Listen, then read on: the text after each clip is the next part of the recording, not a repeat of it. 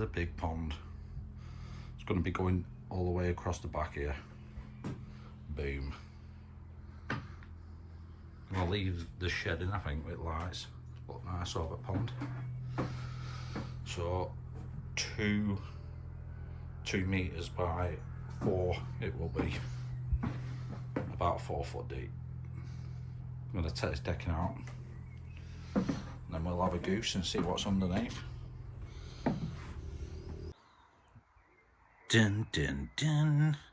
Progress. That's what we're at so far. Just started cutting through these beams. This one. Nope. Which one was it? This one. So get them out of the way, give it a sweep. I need to mark up for the bottom drain and that then. Let's make a start on that, but it's probably going to be next weekend now because work. All cleaned up now, ready to go that.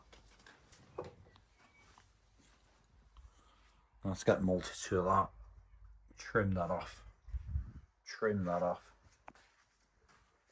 gonna have to dig this out about 16-inch, drill through into the concrete, put some rebar in. Bottom drain has got to be dug through this as well, so I don't even know what's under here, but I do know that's there.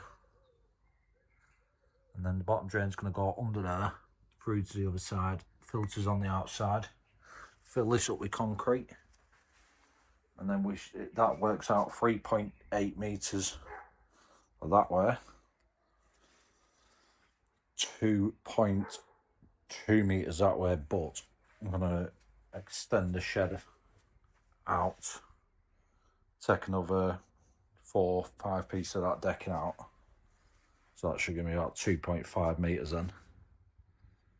I'll be happy with that, I reckon. I said that last time though. This is like third pond I've built this year. So yeah.